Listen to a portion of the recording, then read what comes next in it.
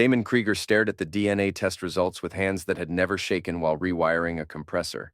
The paper trembled like autumn leaves as 14 years of fatherhood crumbled into nothing. Neither child was his. The fluorescent light above his kitchen table buzzed like a dying refrigerator motor, casting harsh shadows across the documents Zoe had brought home for her 8th grade genetics project. Simple curiosity about eye color inheritance had become the nuclear bomb that obliterated his world. Tyler, 14 years old with Greg Mallow's dark hair. Zoe, 12 with Greg's angular jaw. How had he never seen it? How had he been so blind? Damon's calloused fingers traced the laboratory letterhead. 99.9% certainty. No margin for error. No hope for a mistake. The front door slammed. Lila's voice carried from the hallway, sharp and impatient as always when she returned from her evening yoga classes, that somehow never improved her flexibility. Damon, why are all the lights on? It's past 11. He folded the papers carefully, the way he folded blueprints for refrigeration units. Precise. Methodical. While his chest felt like someone had ripped out his heart with a pipe wrench. We need to talk! His voice came out steady, though everything inside him screamed. Lila appeared in the doorway, still in her gym clothes, still smelling like another man's cologne.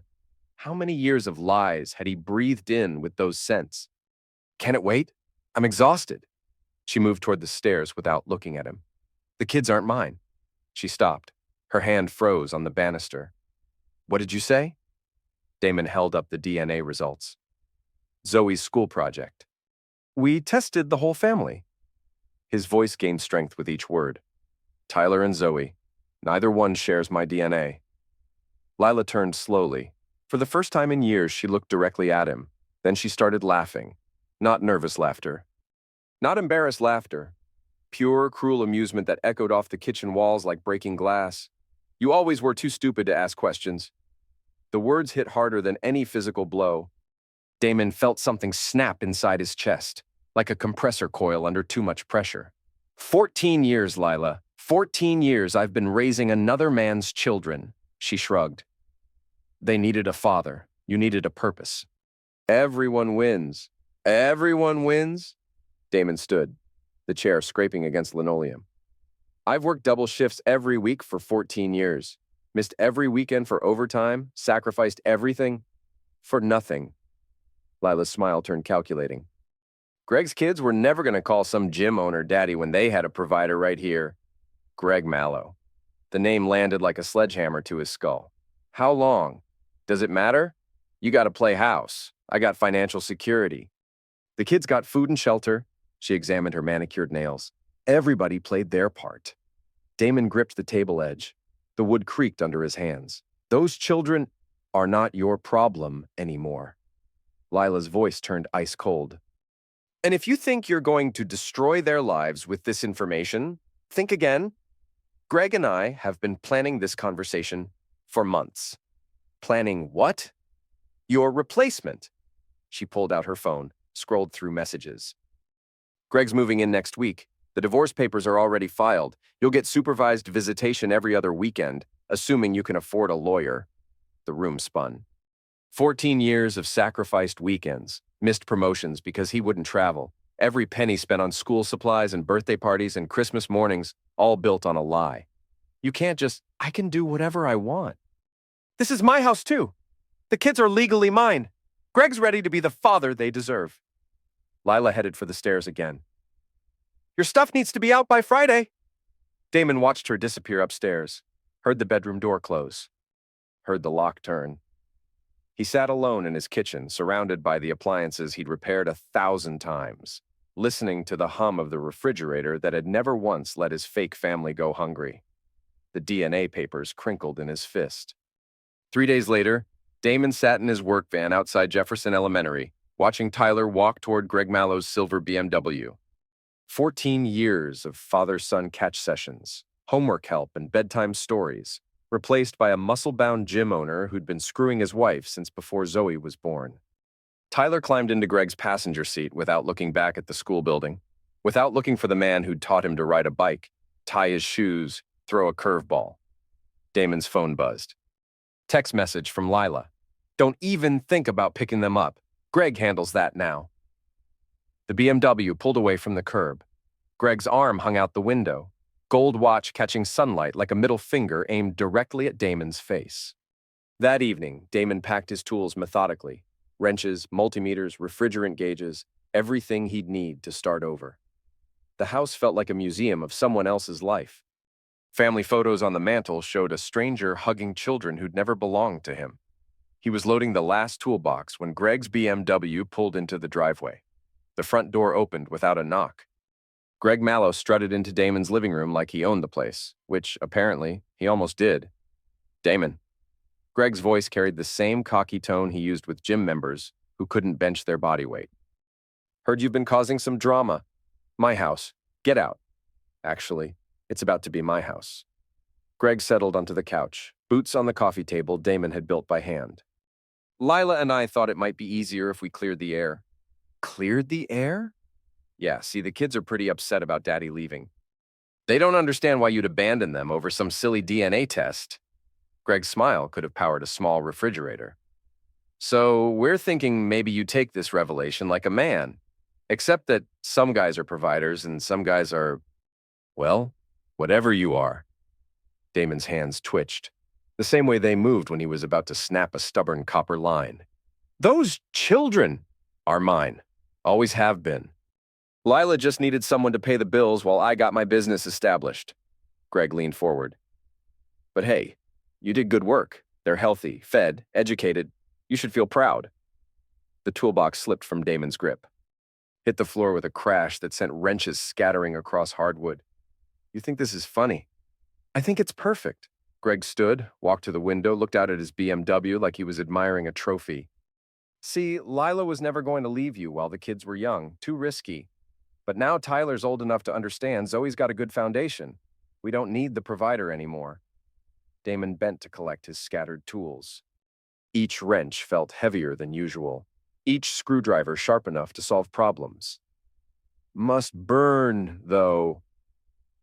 Greg's voice followed him across the room. "Knowing another man's been enjoying your wife while you fixed other people's broken appliances. Knowing your kids were calling you daddy while thinking about their real father every Christmas morning."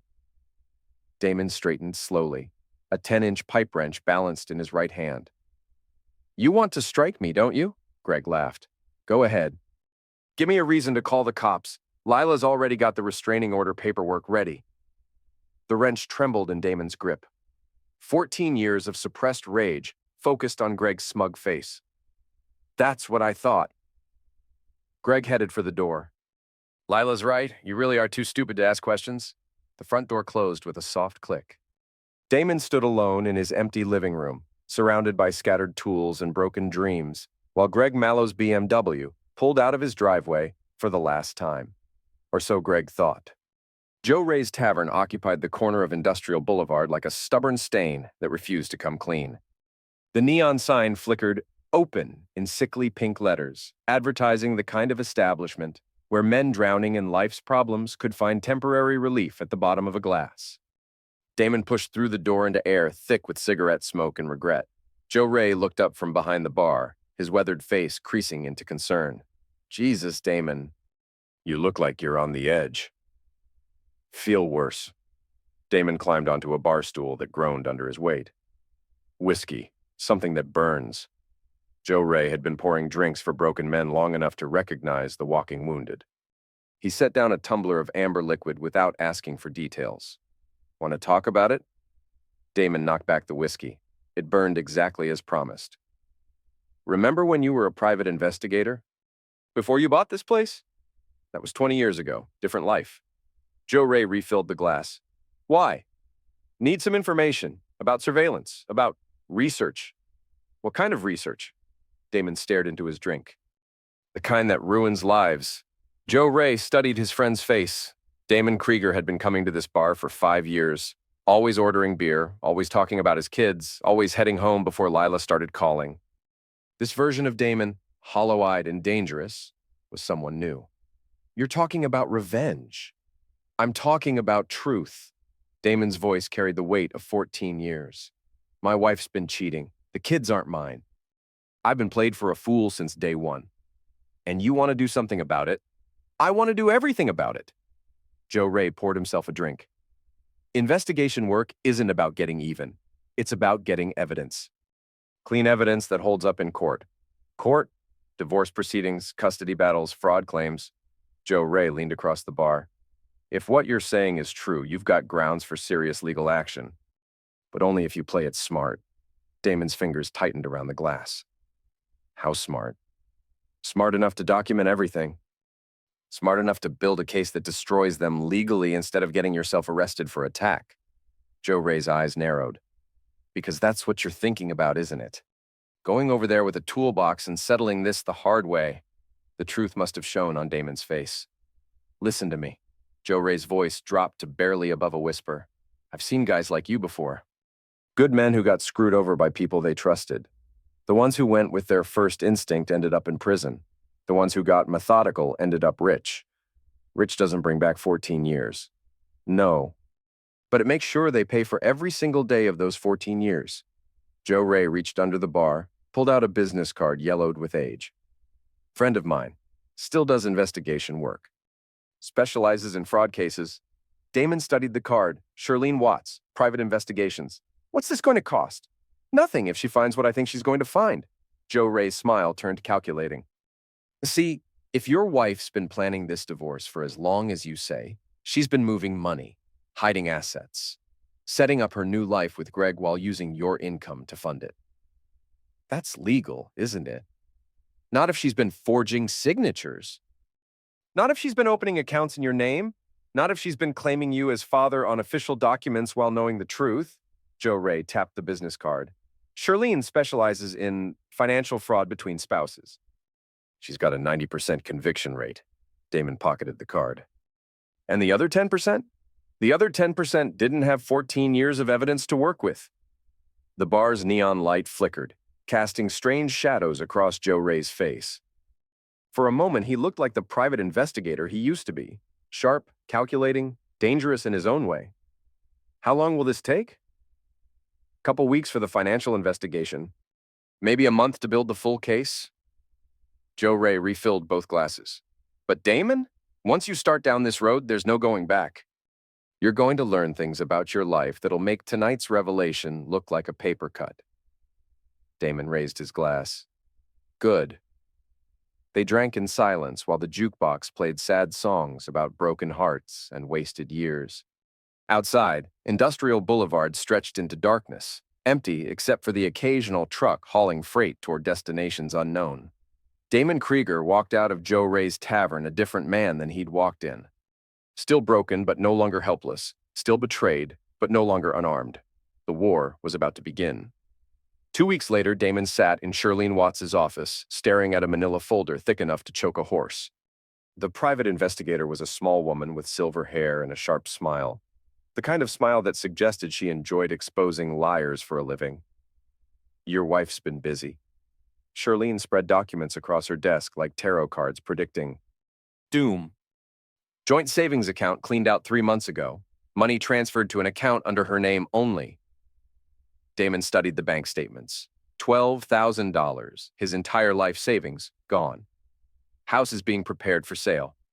She's already had it appraised, already contacted 3 real estate agents. Shirlene pointed to another document. But here's the interesting part. The deed shows your mother's signature as a witness when you added Lila's name 5 years ago. Yeah, Mom witnessed it. Your mother died 7 years ago. The words hit like ice water. Damon stared at the signature he'd watched his mother write 1,000 times. Neat, careful cursive that spelled out Elizabeth Krieger. She forged my dead mother's signature? Gets better.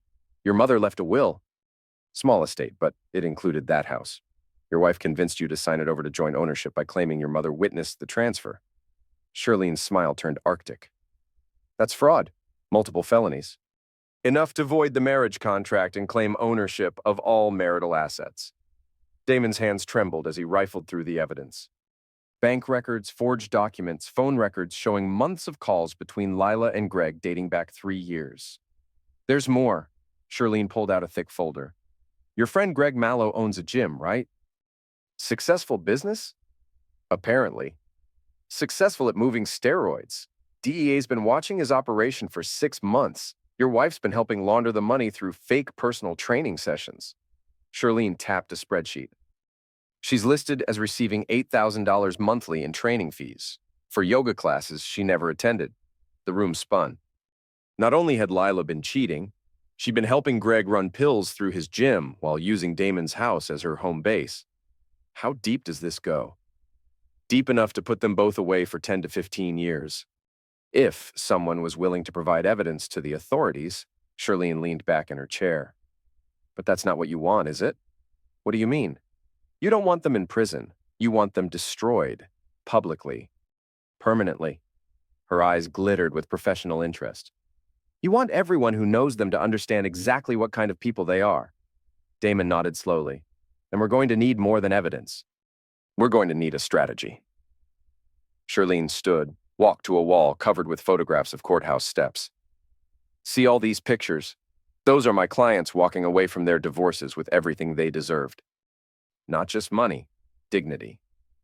What's it going to cost? Nothing up front. When this is over, you're going to be awarded significant damages for fraud. I take 30% of whatever we recover. Charlene returned to her desk. But I need something from you. What? Patience and trust. What I'm going to ask you to do might seem insane. But every step is designed to build toward one moment when their entire world collapses at once. Damon studied the evidence spread across the desk. 14 years of his life reduced to paper trails and bank statements. 14 years of lies finally exposed to daylight. What do you need me to do? Charlene smiled like a shark scenting blood in the water. Disappear.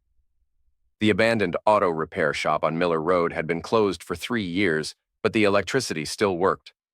Damon had spent 2 weeks cleaning out the debris, setting up workbenches, installing surveillance equipment that would make the NSA jealous. His new headquarters looked like a cross between a mechanic's garage and a spy's hideout. Multiple computer monitors displayed feeds from cameras he'd hidden around his old house, Greg's gym, and Lila's favorite restaurants. Every phone call was recorded, every movement tracked. Ramon Ortega arrived at midnight, carrying a case of beer and a duffel bag full of electronic equipment. This is some serious spy stuff, Hermano. Ramon surveyed the setup with professional appreciation. You sure you know what you're doing? Learning as I go? Damon pointed to the main monitor showing the interior of his former kitchen. Lila thinks I'm having a breakdown. Hiding out somewhere, licking my wounds. Aren't you? I'm preparing. Damon switched to another camera feed showing Greg's office at the gym. They think they broke me. They think I'm too weak to fight back. On screen, Greg sat behind his desk, counting cash while Lila lounged on his couch, drinking wine and laughing about something on her phone. What's the plan? Damon opened a folder labeled Phase 1. Inside were dozens of photographs, financial documents, and typed reports. Charlene's been busy. Greg's steroid operation is bigger than we thought. He's got connections to suppliers in Mexico, distribution networks across 3 states. Damon pointed to a surveillance photo showing Greg loading unmarked boxes into his BMW. The DEA wants him, but they need someone to flip on the suppliers. And that someone is going to be Lila. Once she understands the full scope of what she's involved in, Damon switched camera feeds again. This time the screen showed Cindy Brennan, Greg's ex-wife, sitting in her apartment counting pills. But first, we need to eliminate Greg's support system. Ramon popped open a beer. You're going to turn his ex-wife against him? His ex-wife has been helping him move product through her nursing job at the hospital. She steals prescription painkillers. He converts them to street pills. Damon pulled up medical records on another monitor. Cindy's been skimming for her own habit. Greg's been letting it slide because she's useful. And now she's going to learn that Greg's planning to cut her out entirely. Pin the whole medical theft operation on her while he and Lila skip town with the money. Ramon studied the evidence surrounding them. How do you know all this? Because I've been listening to every conversation they've had for 2 weeks. Damon gestured to a wall of recording equipment. Greg talks to his suppliers every Tuesday at noon. Lila calls her sister every Thursday to brag about her new life. Cindy meets with her dealer every Saturday morning. And they have no idea? They think I'm some broken-down mechanic who's hiding in a bottle somewhere. Damon's smile could have frozen antifreeze. They're about to learn how wrong they are. The main monitor chimed. Motion detection at Greg's gym. On screen, a familiar figure approached the building carrying a gym bag. "Cindy's early tonight." Damon reached for his jacket. "Want to see how this works?" 20 minutes later, they sat in Damon's van across the street from Mallow's fitness center. Through the windows, they could see Cindy arguing with Greg near the front counter. "What's she saying?" Ramon asked. Damon held up a small device connected to earphones. "Laser microphone. Reads vibrations off the window glass." Greg's voice came through clearly. "Told you the deal was changing. You take what I give you, or you find another supplier." Cindy's response was sharp with desperation. "I brought you 15 bottles of OxyContin last week. That's worth at least—" "Worth whatever I say it's worth. You're someone who steals from dying patients. I'm running a business." "A business? You're selling poison to kids." "I'm selling freedom to people who want it, just like you sold out your patients for your next fix." The argument escalated. Through the gym windows, they could see Cindy grabbing Greg's shirt, Greg pushing her away. The confrontation ended with Cindy storming out empty-handed. Phase 1 complete. Damon started the van's engine. Cindy just realized she's expendable. Greg just confirmed he thinks she's weak. Now what? Now Cindy gets a visit from someone who understands exactly how she feels. They followed Cindy's beaten Honda to a dive bar called The Anchor. Inside, she was already 3 drinks deep and crying into her phone. 15 years, Karen. 15 years I've been covering for him, and now he treats me like some street dweller. Damon approached her table. "Cindy Brennan?" She looked up with red-rimmed eyes. "Who's asking? Someone who knows what it's like to get screwed over by Greg Mallow?" Damon sat down without invitation. "My name's Damon Krieger." Recognition flickered across her face. "You're the husband. The one he's replacing." "Was the husband? Now I'm the guy with evidence that could put Greg away for 20 years. Damon placed a manila envelope on the table. "Question is, do you want to go down with him or do you want to watch him burn?" Cindy stared at the envelope like it might explode. "What kind of evidence?" "Financial records showing steroid distribution, DEA surveillance photos, recordings of him discussing supplier connections." Damon leaned forward. "And medical records showing exactly how many prescription pills have gone missing from your hospital." Her face went pale. "How did you—" "I know everything, Cindy. The question is, what are you going to do about it?" She opened the envelope with shaking hands. Inside were copies of everything Shirlene had compiled, plus surveillance photos of Cindy stealing pills from the hospital pharmacy. "He's setting you up to take the fall for the medical theft. Planning to disappear with Lila and leave you holding the bag for everything." Damon watched her face crumble as she read. "Unless you help me destroy him first. What do you want me to do? Tell the truth. About the steroids, about the money laundering, about how he's been using your medical access to expand his operation." Damon placed a small recording device on the table. "Wear this tomorrow night. Get him talking about the suppliers, about the Mexico connection. And then Greg Mallow learns what happens when you underestimate broken people." Cindy pocketed the recording device. "What about Lila?" "Lila's going to get exactly what she deserves." Damon stood, dropped a business card on the table. "Call me when it's done." He walked away from the Anchor feeling lighter than he had in weeks. Phase 1 was complete. Cindy would flip on Greg within 24 hours. Phase 2 was about to begin. The recording device captured everything. Greg's voice, clear and incriminating. The Hernandez brothers move 50,000 pills monthly through their network. "We convert 20% to street product, sell the rest as legitimate prescription transfers." Cindy following Damon's script perfectly. "What if the DEA traces it back to the hospital?" "That's why you're valuable, baby. They investigate you, not me. You take the heat, I provide the legal defense." Greg's laugh was pure poison. "Of course, that was before you started skimming for your own habit." "I never—" 15 bottles last month. 30 the month before." "You think I don't count my inventory?" The sound of papers shuffling. "Your habit's getting expensive, Cindy." "Expensive habits require expensive solutions." "What kind of solutions?" "The kind where someone takes responsibility for all the missing medications. Someone with access, someone with motive, someone with a pill problem that explains everything." Silence on the recording. Then Cindy's voice, small and frightened. "You're going to blame me for all of it. I'm going to blame you for exactly what you did. The fact that it also covers what I did is just good business. The recording ended there. Cindy had gotten everything they needed. Damon sat in his workshop headquarters, copying the audio file to multiple hard drives, while Ramon monitored the camera feeds from Greg's gym. "They're moving fast," Ramon reported. "3 guys just loaded a truck with equipment. Looks like they're clearing out." On the monitor, Greg supervised the removal of weight machines that had been modified with hidden compartments. Each piece of equipment contained enough steroids and pills to stock a small pharmacy. He knows something's wrong. Damon reached for his phone. Time for phase 2. The call connected on the first ring. Shirlene Watts. "It's Damon. I've got the recordings." "Good. How clear are they?" "Clear enough to put Greg away for 15 years. Damon watched the gym security feed as Greg's men continued loading trucks. "But he's cleaning house, moving everything out tonight." "Expected. Men like Greg don't survive by ignoring warning signs." Shirlene's voice carried grim satisfaction. "Which is why we're moving to the custody hearing tomorrow." "Tomorrow?" "Lila filed for emergency custody yesterday. Claims you've been stalking her, threatening the children." Papers rustled on Shirlene's end. "She wants full custody, child support, and a restraining order." Damon's blood turned to ice.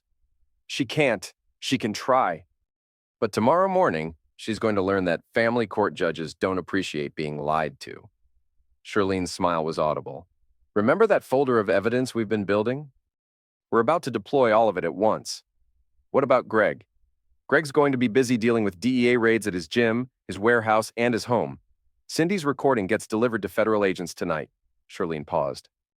"Along with evidence of his relationship with Lila and their plans to flee the country. They're planning to run? Plane tickets to Costa Rica purchased 3 weeks ago. Departure scheduled for Friday." Another pause. "They've been planning this whole divorce as cover for their escape." The pieces clicked into place.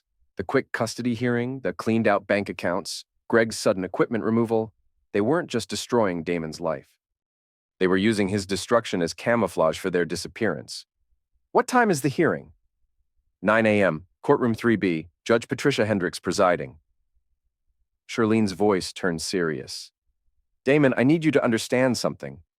Tomorrow isn't just about winning custody or getting your money back. Tomorrow is about destroying them so completely that they never recover." "Good. When this is over, Lila's going to be facing federal conspiracy charges. Greg's going to be in prison. The children are going to learn that their entire lives have been built on lies." Shirlene let that sink in. "Are you prepared for that level of destruction?" Damon stared at the surveillance monitors showing his empty house, his wife's lies, his stolen life. 14 years of deception condensed into electronic evidence. "I'm prepared for justice." "Then get some sleep. Tomorrow, we go to war." Judge Patricia Hendricks had been hearing family court cases for 23 years. She'd seen every variety of domestic deception, every flavor of marital betrayal. But the Krieger custody hearing was shaping up to be something special. Lila Krieger sat at the plaintiff's table with her attorney, projecting a sense of wounded innocence like a masterclass in playing the part of the wronged party. She'd chosen her outfit carefully: conservative dress, minimal makeup, the perfect image of a mother protecting her children from an unstable father. Damon sat across the aisle with Shirlene Watts, looking like a man who'd been broken and reassembled, with parts missing. Perfect for their strategy. "Your Honor," Lila's attorney began, "my client is seeking emergency custody due to Mr. Krieger's increasingly erratic behavior following their separation." Judge Hendricks reviewed the initial filing. "What specific behaviors concern you?" "Stalking, maltreatment, threats of injury against my client and her friend." The attorney consulted his notes. "Mr. Krieger has been following Mrs. Krieger, photographing her activities and making threatening phone calls." "Has Mr. Krieger been arrested for these alleged activities?" "Well, no, Your Honor, but has Mrs. Krieger filed police reports documenting these threats?" A pause. "The situation is complicated." Judge Hendricks looked over her reading glasses with the expression of someone who'd heard every excuse ever invented. "Uncomplicated it for me." Shirlene Watts stood. "Your Honor, if I may address the court's concerns about complications." "Proceed, Miss Watts." Shirlene approached the bench carrying a briefcase that looked heavy enough to contain bowling balls. "Mrs. Krieger's allegations of stalking and maltreatment are, frankly, projection. She's attempting to characterize Mr. Krieger's investigation into financial fraud as threatening behavior. Investigation into what fraud? Forgery, identity theft, money laundering, conspiracy to commit federal pill trafficking. Shirlene began removing documents from her briefcase. Mrs. Krieger has spent the past 3 years systematically defrauding her husband while planning to flee the country with her accomplice. Lila's attorney shot to his feet. Objection. These are wild accusations without evidence? Shirlene smiled. I have plenty of evidence.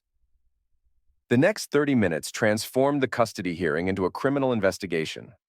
Shirlene presented bank records showing financial fraud, surveillance photos documenting Greg's pill operation, and recordings of conversations that implicated both Lila and Greg in federal crimes. But the nuclear bomb was the DNA evidence. Your Honor, Mrs. Krieger is seeking custody of children who are not biologically related to Mr. Krieger. She has spent 14 years deceiving her husband about the paternity of both children while using his income to support another man's offspring. Judge Hendricks studied the DNA test results. Mrs. Krieger, are you disputing these findings? Lila's composure finally cracked. Those children need stability. They need honesty. Something you've denied them their entire lives. The judge's voice carried the weight of judicial authority. Mr. Krieger, given these DNA results, are you seeking to maintain parental rights? Damon stood slowly. This was the moment he'd rehearsed 100 times in his workshop. The moment when he either tried to salvage something from 14 years of lies or burned it all down. No, Your Honor. I'm formally disavowing paternity and requesting immediate termination of all parental obligations. The courtroom fell silent. Even Lila's attorney looked stunned. Furthermore, Damon continued, I'm seeking full restitution for 14 years of financial support provided under fraudulent circumstances. Every dollar spent on housing, feeding, clothing, and educating children who were never my responsibility. Judge Hendricks made notes that sounded like fire shots in the quiet courtroom. Mrs. Krieger, do you understand that Mr. Krieger is requesting that you repay him for all child-related expenses over the past 14 years? He can't do that. He's their father. According to the DNA evidence, he is not their father. According to the financial evidence, you've been committing fraud. The judge's patience was evaporating. Miss Watts, what's the estimated total of Mr. Krieger's damages? $437,000, Your Honor. Not including interest, legal fees, or punitive damages. The number hit the courtroom like a physical force. Lila's face went white as printer paper. Your Honor, Lila's attorney attempted damage control. My client obviously cannot what? Cannot pay for 14 years of fraud? Judge Hendricks closed the case file with finality. Mrs. Krieger, you have committed multiple felonies in this courtroom's jurisdiction. I'm referring this case to the district attorney for criminal prosecution. But the children will be placed in temporary custody pending identification of their biological father and investigation into your fitness as a parent. Judge Hendricks looked directly at Lila. Given your involvement in pill trafficking and money laundering, that investigation may take considerable time. Damon watched Lila's world collapse in real time. No custody, no children, no money, no house, no escape plan, no Greg. Because at that exact moment, Greg Mallow was being arrested at his gym, while DEA agents seized enough evidence to connect him to pill operations in 6 states. Court is adjourned pending criminal investigation. As the judge left the bench, Lila turned to stare at Damon with pure hatred. For the first time in their marriage, she was looking at him with respect. The broken mechanic had just destroyed her life with surgical precision. You idiot, she whispered. You destroyed everything. Damon met her gaze without flinching. No, Lila. I just stopped pretending your lies were the truth. The DEA raid on Mallow's fitness center made the evening news. Greg Mallow, described as the leader of a multi-state steroid distribution network, was arrested along with 6 associates. Federal agents seized computers, financial records, and enough illegal substances to stock a small pharmacy. But Greg wasn't going quietly. Damon watched the news coverage from his workshop headquarters, monitoring police scanners and surveillance feeds. Greg had been released on a $2 million bond, posted by someone with very deep pockets and very questionable associations. He's going to run, Ramon observed, studying the feeds from cameras positioned around Greg's house. Man like that doesn't stick around for a federal trial. He'll try. Damon switched to the feed from Lila's apartment. She'd been forced to move into a studio rental after losing the house. But first, he's going to try to salvage something. On screen, Lila paced her tiny apartment like a caged animal. She'd been calling Greg every 10 minutes since the arrest, getting voicemail each time. The scanner crackled. All units, Bolo for silver BMW license plate. Greg was already running. Damon's phone buzzed. Text message from an unknown number. You think you won? This isn't over.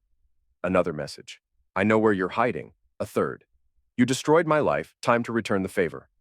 Ramon read the messages over Damon's shoulder. He's coming for you. Good. Damon reached for a toolbox he'd modified with compartments for weapons and surveillance equipment. I'm tired of waiting. The workshop's motion sensors triggered at 11:47 p.m. A silver BMW had pulled into the abandoned lot outside, headlights dark. Greg Mallow sat behind the wheel, talking on his phone and gesturing angrily. You getting this? Ramon asked, manning the recording equipment. Every word. Damon adjusted the laser microphone aimed at the BMW's windshield. Greg's voice came through clearly. Told you I'd handle it. Krieger's just some broken-down mechanic. I'll deal with him tonight, then we disappear. A pause while he listened to the other caller. The money's clean, offshore accounts, untraceable transfers. We stick to the plan. Greg's voice turned harsh. Lila's expendable now. She served her purpose. If she becomes a problem, we eliminate the problem. Damon and Ramon exchanged glances. Greg wasn't just planning to flee, he was planning to abandon Lila entirely, possibly permanently. Copy that? 24 hours, and we're gone. Greg ended the call, stepped out of the BMW. He approached the workshop carrying a crowbar and what looked like a military-grade flashlight. No tool visible, but Greg was built like someone who preferred solving problems with his hands. Remember the plan, Damon whispered to Ramon.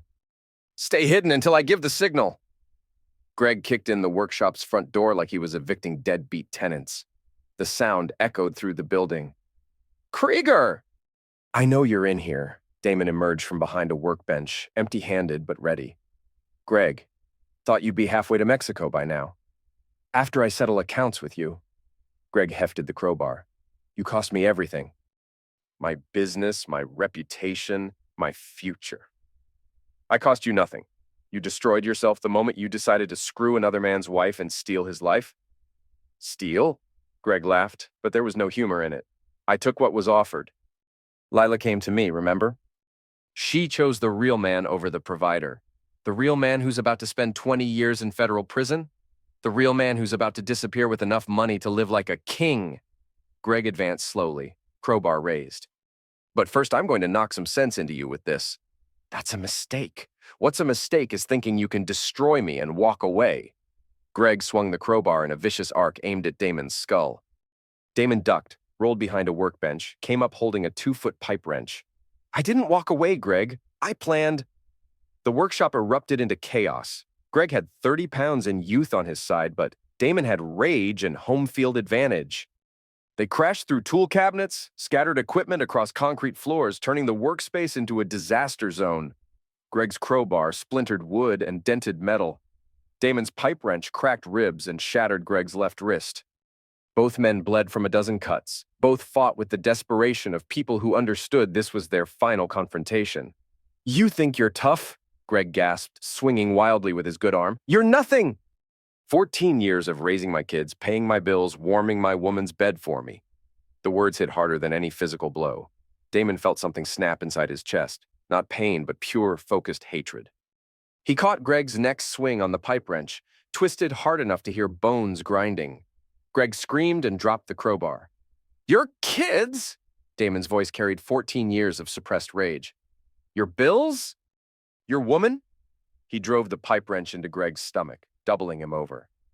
Those were never your kids. They were weapons, tools you used to destroy me. Another blow, this one to Greg's kidneys. The bills were never yours. They were my life, my work, my sacrifice. Greg staggered backward, blood streaming from his nose. And Lila was never your woman. She was a liar who used both of us.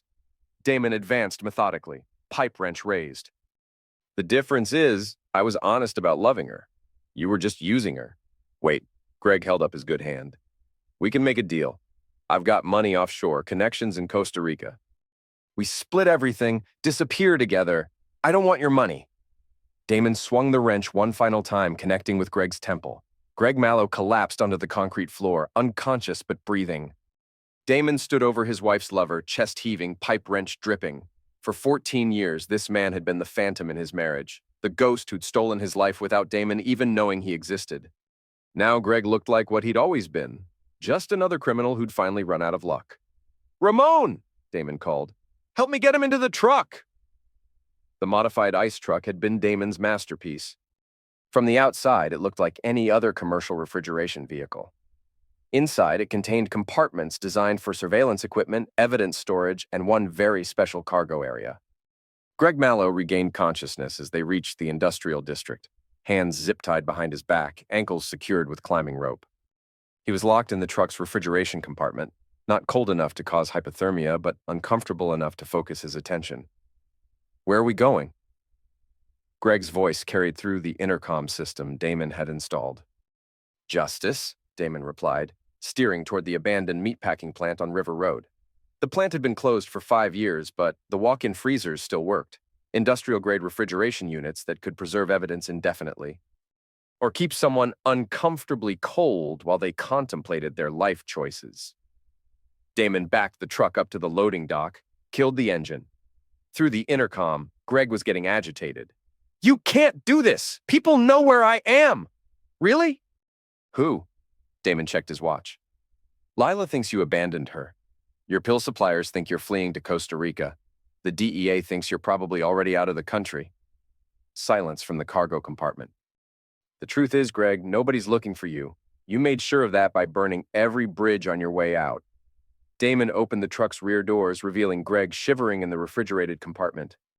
"Just like you burned my life for 14 years. They dragged Greg into the meatpacking plant, past rusted conveyor belts and abandoned equipment, into the heart of the facility where the walk-in freezers waited like mechanical tombs. The largest freezer was the size of a small warehouse, with walls thick enough to muffle any sound. Damon had spent weeks preparing it, cameras for recording, heaters to prevent actual hypothermia, and speakers for communication. "You're insane," Greg whispered as they locked him inside the freezer. "This is abduction. They'll send you to prison for life." "Only if they find you," Damon's voice echoed through the freezer's speakers. "But that depends on how cooperative you're feeling." "Cooperative with what?" "Confession. I want you to explain on camera exactly how you and Lila destroyed my life. Every detail, every lie. Every moment of betrayal." Damon adjusted the temperature controls. "And when you're done confessing, I want you to call your suppliers and tell them where they can find the money you stole from me." "I'm not telling you anything." "That's unfortunate." The temperature dropped 10 degrees. "Because I've got nothing but time, and this freezer's got nothing but cold."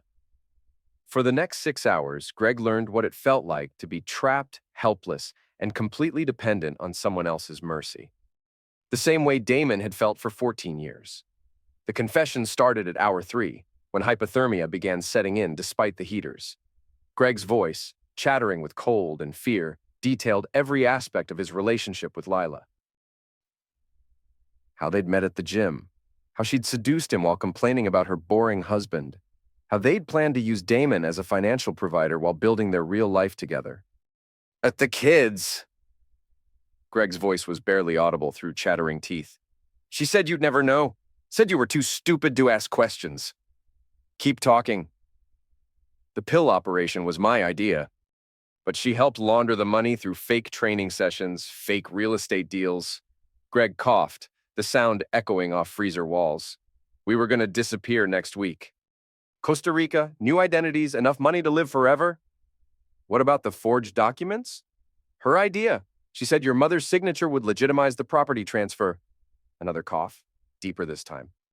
"She practiced the signature for months, had samples from old Christmas cards.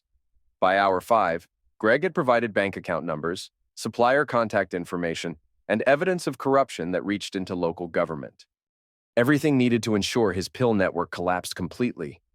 By hour 6, he was begging. Please, Damon, I'm sorry. I know that doesn't fix anything, but I'm genuinely sorry. Greg's voice had lost all its earlier arrogance. I destroyed your life for money and closeness. That makes me a monster. Yes, it does. But keeping me here makes you a monster too. Damon considered that. Greg was right. Abduction and imprisonment were serious crimes. But after 14 years of suffering, Damon found he didn't care about being the one breaking the law. The difference, Greg, is that I'm a monster with nothing left to lose. At hour 7, Damon opened the freezer door. Greg stumbled out, blue-lipped and shaking, but alive. Damon handed him a phone with a number already dialed. Call Lila. Tell her where you hid the money. Tell her how to access the offshore accounts. Damon held up the recording equipment. And tell her this is goodbye forever. The call lasted 10 minutes. Greg, still shivering from the freezer, explained that he was fleeing the country alone, that Lila had become a liability, that she should use the offshore account information to disappear before the DEA connected her to the money laundering.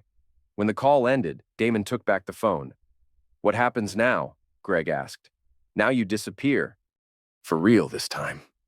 Damon gestured toward the loading dock where the ice truck waited. Ramon's going to drive you to the Canadian border. You've got 1 hour to cross before I send your confession to the DEA. And if I don't cross? Then you'll be arrested for federal pill trafficking, conspiracy to abduct, and about 15 other felonies. Damon smiled. Your choice. Greg looked at the truck, at Ramon waiting behind the wheel, at his only chance for freedom. Why are you letting me go? Because destroying you isn't enough anymore. Damon handed Greg a backpack containing fake identification and $5,000 cash. I want you to spend the rest of your life knowing that I could have liquidated you, but chose to let you live as a fugitive instead. Greg climbed into the truck without another word. As Ramon drove toward the Canadian border, Damon stood alone in the abandoned meatpacking plant, surrounded by the equipment he'd used to break his wife's lover completely. For the first time in 14 years, Damon Krieger felt like himself again. Lila's arrest made the front page of the local newspaper. The headline read, "Local woman charged in federal pill conspiracy." The story detailed her involvement in money laundering, document forgery, and conspiracy to distribute controlled substances. But the real destruction came from the social media campaign. Damon had spent weeks preparing for this moment. Every person who'd ever attended one of Tyler or Zoe's birthday parties received anonymous packages containing DNA test results, surveillance photos, and copies of Lila's confession recordings. School board members, PTA parents, neighbors who'd watched Damon work double shifts to support his children. Everyone learned the truth simultaneously. The local Facebook groups exploded with commentary. Lila Krieger became the most hated woman in 3 counties overnight. Parents who'd trusted her with their children felt betrayed. Teachers who'd praised her dedication learned she'd been stealing from the man they thought was her devoted husband. But the coup de grace was the recording of Lila's final phone call with Greg. Knew he was too pathetic to ever leave me. 14 years of free money while I built a real life with a real man. Lila's voice, clear and cruel, played through speakers at the grocery store where she'd once shopped with Damon's credit cards. The kids don't even remember their real father. Greg and I used to laugh about how easy it was to fool the provider. The recording played at the gym where she'd pretended to take yoga classes, at the bank where she'd emptied their joint accounts, at the school where Tyler and Zoe had been enrolled under Damon's last name. Within 48 hours, Lila Krieger couldn't buy groceries without being recognized, couldn't pump gas without someone shouting accusations, couldn't walk down any street in town without facing the judgment of people who'd watched her lie for 14 years. She tried calling Damon, left voicemails that progressed from angry to desperate to pleading. Damon, please. We can work this out. The kids need stability. Understand you're hurt, but destroying me won't bring back those years. Have nowhere to go. No one will hire me. Even my own sister won't take my calls. Damon deleted each message without listening to the end. The final voicemail came at 3 a.m. on a Thursday. You won, okay? You completely destroyed me. I hope it was worth turning those children against their only father. Only father. Even in defeat, she couldn't stop lying. The children had been placed in temporary foster care pending investigation into their biological father's identity. Damon had provided hair samples from Greg's gym, fingernail clippings recovered from his house, and DNA evidence that would conclusively prove paternity. Tyler and Zoe would learn the truth about their parentage from social workers trained to handle family trauma. They'd understand that the man they'd called daddy for 14 years had been deceived just as thoroughly as they had. Whether they'd forgive him for walking away was another question entirely. 6 months later, Damon Krieger stood in the parking lot of his new auto shop, watching the sun set over a town that didn't know his history. The sign above the garage read, "Honest Repairs," in simple black letters. He'd used the restitution money from Lila's settlement to buy the building, upgrade the equipment, and start over completely. No lies this time. No family photos on his desk. No emotional attachments that could be used as weapons against him, just work. Clean, honest work that solved problems instead of creating them. The bell above the door chimed as Joe Ray entered, carrying 2 cups of coffee and wearing the satisfied expression of someone whose investment advice had paid off spectacularly. "Saw the news about Lila's sentencing," Joe said, handing Damon a coffee. 8 years federal prison plus 5 years supervised release. "Good. Greg?" "Still running. Interpol's got alerts out, but he's probably in some country without extradition treaties." Damon sipped his coffee. "Doesn't matter. He'll never be able to come home." "And the kids?" That was the question Damon had been avoiding for months. Tyler and Zoe had been placed with Greg's sister in Michigan after DNA tests confirmed their paternity. According to the social workers, they were adjusting well to their new reality. "They're better off without me." Damon set down his coffee, picked up a wrench. "They deserve parents who actually want them, not someone who's just playing a role. You played that role for 14 years. I played it because I thought it was real. Now I know better." Damon turned toward the service bay, where a refrigeration unit waited for repair. Real parents don't abandon their children even when they learn terrible truths. "So you're punishing yourself for being human?" "I'm protecting myself from being used again." Damon connected his testing equipment to the refrigeration unit. "Those kids needed a father. They got a provider. Big difference." Joe Ray studied his friend's face, recognizing the same emotional distance he'd seen in other men who'd survived betrayal. "What happens when you meet someone new?" "Someone honest?" "I won't. You're 40 years old, Damon. You've got half your life ahead of you. And I plan to spend it fixing things that can actually be repaired." Damon powered up the refrigeration unit, listened to its mechanical heartbeat. Machines don't lie. They break down honestly, they show you exactly what's wrong, and they work properly when you fix them right. People aren't machines. No. People are much worse. They worked in silence for an hour, testing components and replacing worn parts. The refrigeration unit hummed to life, perfectly calibrated and ready for years of reliable service. As Joe Ray prepared to leave, he paused at the service bay door. "Heard from Shirlene lately?"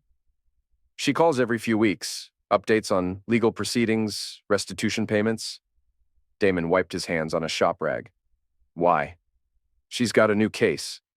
Husband whose wife cleaned out their accounts and disappeared with her personal trainer." Joe Ray smiled.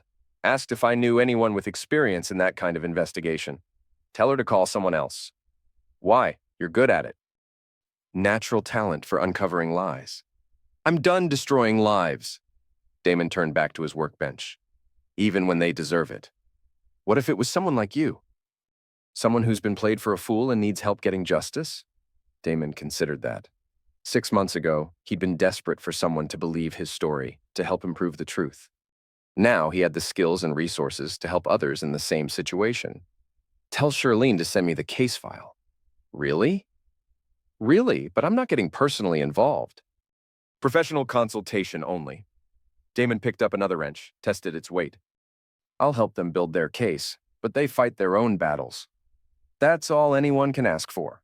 After Joe Ray left, Damon worked alone in his shop until well past midnight.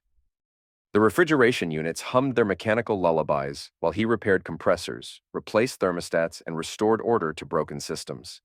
Outside, the town slept peacefully, unaware that one of its newest residents had once been a man capable of destroying lives with surgical precision, unaware that Damon Krieger had learned to weaponize truth itself.